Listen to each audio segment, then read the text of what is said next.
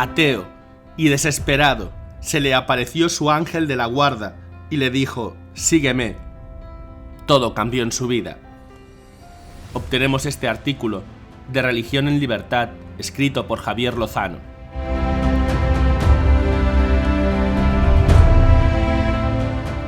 Que Dios se puede aparecer a las personas de la manera más insospechada y en los lugares más extraños es algo indudable, sino que se lo cuenten a Sylvain Clement, un filósofo que vivió una conversión radical viniendo desde el ateísmo, la desesperación y el nihilismo.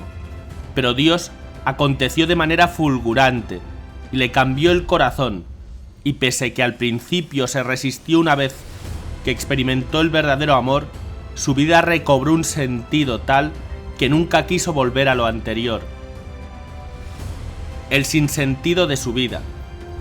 La historia comienza en septiembre de 1994, cuando este joven tenía apenas 22 años, edad suficiente para haber experimentado ya el sinsentido de la vida, de tal forma que hasta el suicidio rondaba ya por su cabeza. Sylvain caminaba por la Basílica de Nuestra Señora de Longpont-sur-Orge, junto a su amiga Emmanuelle, a la que conoció en un centro para personas discapacitadas en el que trabajaron juntos. En el fondo deseaba recorrer un largo camino de vida juntos, pero esto requería un compromiso. Además, ella había decidido antes de conocernos retirarse durante 9 meses a una comunidad religiosa para pensar sobre una posible vocación. Este era nuestro paseo de despedida. Era uno de los primeros católicos que conocí. Yo no creía en Dios ni en el diablo, y para decirlo todo, no creía ni en la buena gente ni en mí mismo. Me empeñaba en ponerle 1000 objeciones, aunque fui tocado por la sencillez de su alegría y la sinceridad de su fe, recuerda Sylvain Clement en Famille Chrétienne. ¿Cuál es el sentido de la vida? Sin embargo, sobre él acechaban muchos años de desesperación. Sobre todo, en ese día en mí se manifestaba la sombra de la desesperación que había tenido durante años. Estaba absorbido por el abismo de la nada, al igual que un meteorito es succionado por un agujero negro. Su pasado le atormentaba. De este modo recuerda que desde los 16 años sin descanso me asaltaban las siguientes preguntas: ¿cuál es el sentido de mi vida? ¿Qué hacer con ella? ¿Por qué merece la pena ser vivida? ¿Por qué el sufrimiento? Esas preguntas me llegaban hasta el corazón y la mente.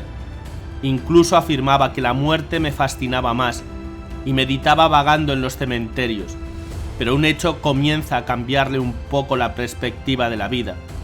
Fue el suicidio de un amigo. En ese momento, este joven francés se decía: no quiero vivir a medias, quiero una vida plena, que valga la pena de haber sido vivida, pero el problema es que no sé cómo. La búsqueda en la filosofía. En esta búsqueda se sentía en medio de ninguna parte, por lo que intentó encontrar la felicidad en su mente. Busqué entre los poetas y los filósofos. Leí decenas de libros.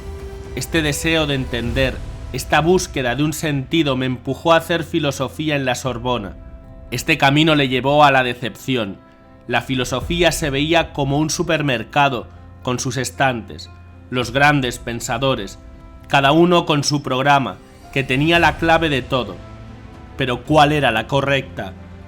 En este sentido, Sylvain recuerda que hubo 3 autores que le llamaron particularmente la atención: Kant, Nietzsche y Freud. Con sus escritos, cuenta, me enteré de que la verdad no es accesible. La búsqueda es mejor que el resultado. Cultivé la duda y la sospecha, y caí en la desesperación del nihilismo. Tuve la horrible experiencia del vacío. Un abismo parecía abrirse debajo de mis pies. Todo esto fue calando en este joven, que incluso llegué a no creer en el amor, porque el amor está asociado a la verdad. Si no existe, entonces, ¿Qué es el amor?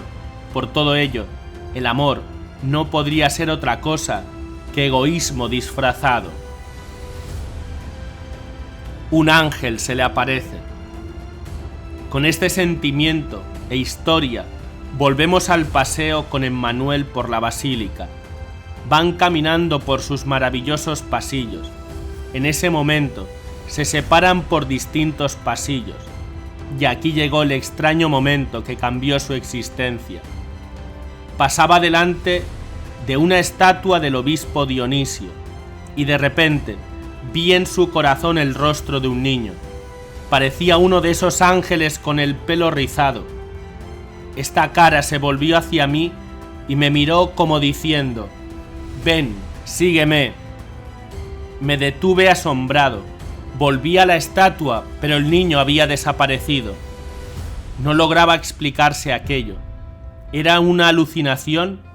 No encontraba ninguna explicación racional para ello. Al encontrarse con Emmanuel, fue presuroso a contarle lo que había pasado. «Me ha pasado algo que parece una locura», le dijo.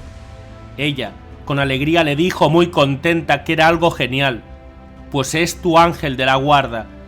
El problema para Sylvain es que no creía en los ángeles, ni siquiera creía en Dios, que fue lo que le dijo casi enfadado a su joven amiga. La palabra de Dios me habla personalmente. Tras esto, ambos se sentaron en un banco mientras ella rezaba en silencio por él.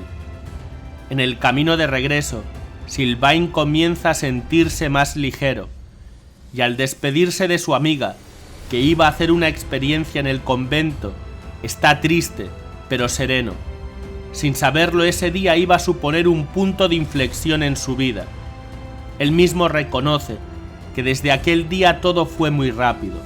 Al día siguiente de esta aparición, se sintió atraído a ir a la iglesia de su barrio de París. Ya que no era bautizado, iba a vivir una de las primeras misas de mi vida. La palabra de Dios me habla a mí personalmente. Tenía la impresión de que mis oídos se abrían. Las palabras del sacerdote también me tocaban. No asistía a la misa, la estaba viviendo. Experimenta algo que nunca había tenido. Llega a mí la paz, se impone en mí una dulzura. De hecho, cuenta que en ese momento por primera vez estoy bien. Y lo que más molestaba a este joven es que esa paz no venía de mí y me hacía libre. Él, que buscaba todo esto con su cabeza y su razón, lo había encontrado de repente convertido en presencia de Dios. Redescubrir el perdón. «Qué semana», pensaba Sylvain. En pocos días, una cara de niño aparece en el corazón de una estatua de un obispo, una hostia que oculta una presencia inaudita.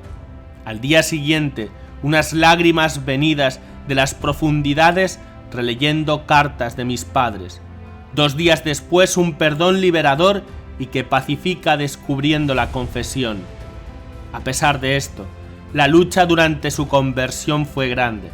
Conocí el combate real, afirma. No es fácil porque al adversario no le gusta que se renuncie a un camino de muerte para ir al de Dios.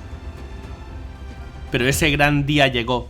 Fui bautizado en la Iglesia Católica en Pentecostés de 1995, día de júbilo y de victoria.